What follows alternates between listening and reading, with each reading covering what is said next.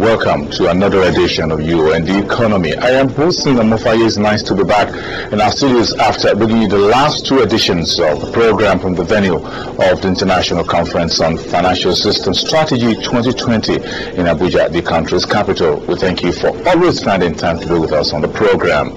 Let's step back to discuss more about microfinancing. A robust economic growth cannot be achieved without well-focused programs to reduce poverty through empowering the people by increasing their access to factors of production, especially credit.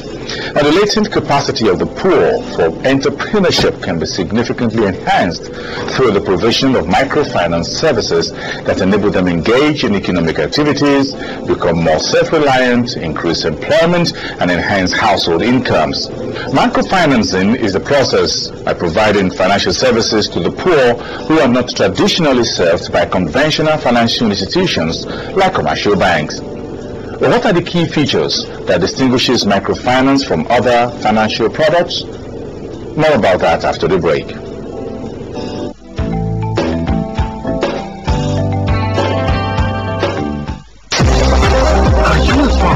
Carpenter, mechanic, tailor, hairdresser. Do you want to start or expand your micro, small or medium scale enterprise? It is now easy to get loans to start or expand your existing business. The Central Bank of Nigeria has commenced licensing of microfinance banks to help you mobilize money to start or grow your business. Microfinance banks are where you can save, borrow, make payment transfers within the country and enjoy many other financial services for your business. Microfinance banks are to provide financial services to the economically active poor and low-income earners to own and expand their small, micro, and medium enterprises. Visit any of the microfinance banks nearest to you today. Your deposits are safe as the bank's deposits are fully insured by the NDIC, and the bank's operations are under the supervision and regulation of the Central Bank of Nigeria. For more information on microfinance banks, visit any of the nearest CBN offices or visit the CBN website www.centbank.org. This message is brought to you by the Central Bank of Nigeria.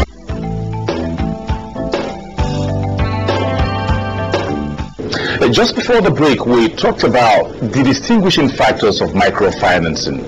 Now, first, the loans and savings involved in microfinancing are usually small. Second, collaterals, or what you call security or guarantees, are not demanded for loans, and the system is very simple and rudimentary. Ordinarily, the difference between commercial lending and microfinance lending is one of the critical differences is the fact, there are two of them I'll talk about. First of all, how you do business. You take banking to the grassroots when you are doing microfinance. But while you are doing commercial banking, the customers they come for your services. Because microfinance is to the poor and you go to them. And then the one thing is that you learn based on character, not collateral, because they are poor. Somebody who earns less than say $6,000 a month, that was 18 years, between 18 and 60 years, and is active. He may have just a fridge in the house, a bicycle, or it might be his food plates. What is a bank going to do with such a thing? So it's really not useful to the bank. So you depend on the character of the person you are lending to. And because they are small borrowers, one beautiful thing about them is that they always pay, even though they pay higher interest than the commercial borrowers. The reason why they are paying is that because they need, if it becomes a life and death issue for them to have finance. So when they get it, they use it very well, and always they make effort to pay. And in terms of the data that we have today, not just in Nigeria, we are talking about worldwide. You find out that the rate of payment by microfinance borrowers is higher than that of commercial borrowers. Microfinance borrowers today pay, the repayment is in the range of 95-98%. There's no bank in the world that has that kind of rate of payment from their data, from their creditor, the people that are taking money from them. The practice of microfinance in Nigeria is culturally rooted and dates back several centuries. The traditional microfinance institutions provide access to credit for the rural and urban low-income earners. They are variously called the Susu groups, self-help groups, savings, collectors, Baba Alajo as you want to put it, and cooperative societies. Chief Mrs. Bisi Ogunleye, an OFR, is the leader of one of such non-governmental organizations called the Country's Women Association of Nigeria, COWAN. COWAN operates in 20 states of the country, covering the 6 geopolitical zones.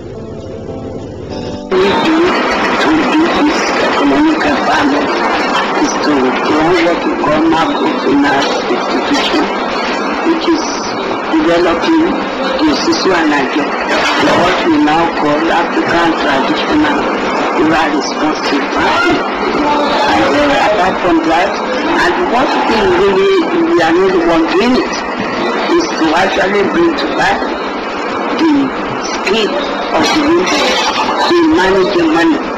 And to let people know that there's another system of gymnastics, which if Nigeria want to get out of poverty, they must be able to access all their economic system properly. And we are very grateful to the central bank today that they are now coming up with this macrofinance policy, because it has been what our people are doing. It's not recognized as financial system. I'm bringing out this policy on that is one of you, what they call it, is recognizing it as a financial system in this country. That we work so hard over 15 years on it, and it's now becoming a story for everybody in the country. And another thing that we do really is to make sure that the women are able to have what we call an individual cannot go for doctor's test every month or quarterly. How can she, as poor as she is, still have access to doctor's tests every month? Then, if they are cooperative, they can contribute 25 naira each, and the doctor will go to that village. We talk about health. We test anybody. Jointly they can pay that doctor, and next month the doctor will come. But everybody will enjoy having what they shouldn't have been able to get simply.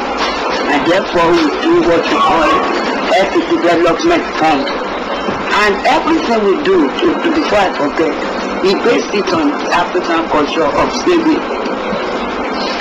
together to solve the problem together and come out of that problem together. That has been the culture of African people.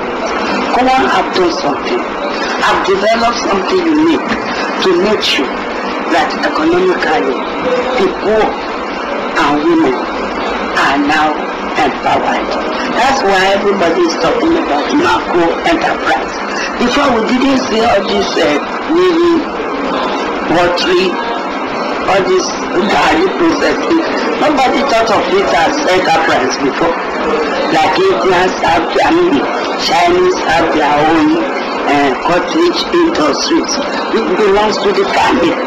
Kowa was the one who came up with different community activities that could be developed into enterprises, and we are happy it's going on well for Nigeria today. Not only for women, but women organizations can develop it for the whole nation to use.